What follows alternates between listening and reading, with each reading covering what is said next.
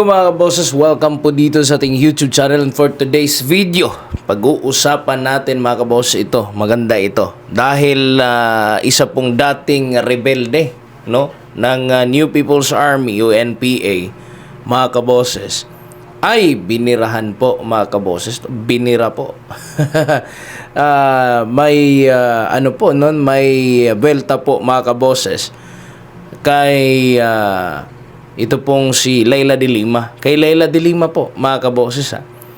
Ang balita pong ito ay mula po sa News Blast ng SMNI, mga kaboses. Ayon po dito, panukala ni de Lima versus red tagging, may panganib sa seguridad ng bansa. Ayon po sa isa pong dating rebelde, mga kaboses. Ano nga ba ito at ano ba ang kamalian, mga kaboses, na desisyon ni Leila de Lima? O ano bang napasok sa isip niya, mga kaboses, kung bakit yun ang gagawin niyang batas, no? Pakikinggan muna natin, no? Ito pong balita, mga kaboses, ito pong news mula po sa News Blast ng SMNI, mga kaboses. At after po nito, magbibigay po tayo ng komentary, mga kaboses. Isang dating rebelde ang nagbabala kaugnay sa panukalang gawing krimen ang red tagging.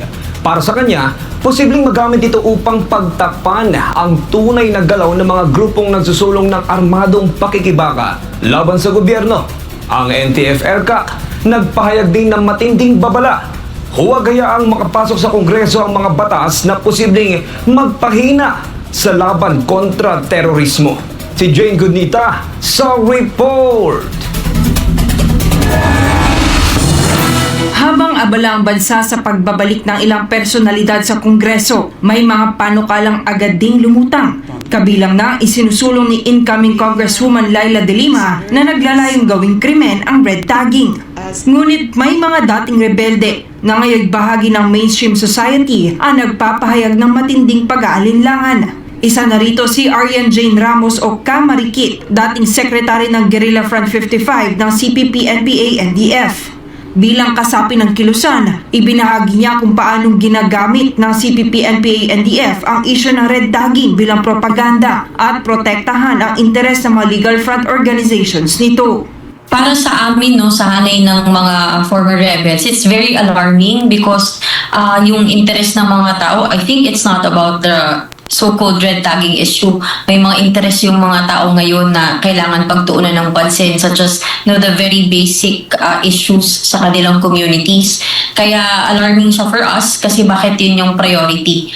Ayon kay Kamarikit, ginamit noon ang kilusan ng isyu ng red tagging para maprotektahan ang ilang personalidad at organisasyong umano'y may ugnayan sa underground movement.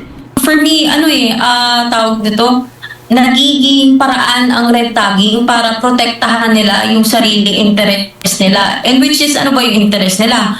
Ano bang interest ng CPP-NPA-NDF? They need to protect their so-called legal identity para mas makapag-infiltrate sila dyan mismo sa loob ng gobyerno. And while infiltrating within the government, they're trying their best to revive their power para makapag-recover na naman sa countryside. Git pa niya, hindi malinaw kung ano ang tunay na agenda sa likod ng pagsusulong na gawing krimen ang red tagging. Ngunit anya, bukas sila sa pakikipagdialogo sa mga mambabatas, lalo na kay Congresswoman Leila de Lima, upang maipresenta ang mga ebidensyang hawak nila kaugnay sa mga ugnayan ng ilang grupo sa kilusang armado. Meron tayong mga ebidensya, hindi pwedeng wala. Kasi yung buhay ng more than 55,000 former CPP-NPA-NDF members, isa yun sa napakalaki at napakabigat na ebidensya against sa kanila. We could even provide underground documents that would support yung narratives na sinasabi namin. Pwede nga kami, we can give you information, kahit na ituro namin sa inyo kung saan yung opisina namin, ano yung pinanggagawa namin, kaya namin yung i-provide. Kaugnay nito, nagpalabas ng opisyal na pahayag ang National Task Force to End Local Communist Armed Conflict o NTF-ELCA tungkol sa panukala. Ayon kay NTF-ELCAC Executive Director Undersecretary Ernesto C. Torres Jr., ginagamit umano ng kilusan ang red tagging narrative bilang panangga upang makaiwas sa pananagutan. Dagdag pa ni Torres, huwag kalimutan ang mga kabataang nabiktima ng radikalisasyon, kabilang na si John Isidore D. Supelanas ng Kabataan Party List na nauwi sa pagiging kasapi ng NPA at sa trahedyang kumitil sa kanyang buhay. Kaya nananawagan ng NTF-ELCAC kay De Lima at sa mga mambabatas na unahin ang mga batas sa poprotekta sa mamamayang Pilipino laban sa recruitment sa marahas na mga grupo sa halip na maging daan para sa legalisasyon ng mga galamay nito. Ito si Jane Godita, inyong citizen correspondent nag-uula para sa Diyos at sa Pilipinas nating mahal. Ayun, mga kaboses. Ito kasing issue na ito, mga kaboses, na napakatagal na and very effective na way, mga kaboses, nung panahon po ni FPRRD, former President Rodrigo Roa Duterte, na ito po mismo, no, yung sinabi ni Kamarikit kanina, mga kaboses, sa pong interview, no, na sila ang makapagpapatunay, mga kaboses, yung connection ng mga legal fronts, mga party list na nandyan po sa Kongreso ngayon, diba? Mga kaboses. And very effective kasi, di ba? Alam natin na unang-una yung bayan muna, mga kaboses, di ba? Bumagsak na ngayon eh. Hindi na sila nakalusot, mga kaboses. For so many years, ilang dekada po silang nakaupo dyan sa Kongreso. Wala pong ibang ginawa, kundi puna ng puna, mga kaboses, no, sa ating gobyerno. At meron pong mga inilabas na mga testimonya, mga kaboses, na aligasyon, no, na meron silang ito pong connection sa mga NPAs, mga kaboses, na nagiging gumagawa, mga kaboses, ng recruitment activity, no, at ito'y hindi basta-basta na accusation dahil speaking of kung tayo po'y pag-uusapan po natin itong terorismo, napakadelikado sa ating bansa, mga kaboses. And one way para sugpuin ng terorismo, mga kaboses, ay talagang unahin yung mga sumusuporta sa teroristang gawain, mga kaboses. Unahin talaga, diba? Unahin talaga na puksain, mga kaboses, para hindi makapagpatuloy, no, yung terrorist activities, mga kaboses. So ito yung ginawa ng National Task Force to End Local Communist Armed Conflict. Yan kasing sinasabi nilang red tagging, mga kaboses, na iba isa batas. Forma po yan, no, mga kaboses, sa pag-filter, no, ng mga statement o gawing invalido, mga kaboses, yung mga statement ng mga former rebels na bumalik po, mga kaboses, sa ating gobyerno dahil gusto na magbago at hindi po nila naiintindihan na yung sitwasyon po sa kanilang kilusan, mga kaboses, di ba?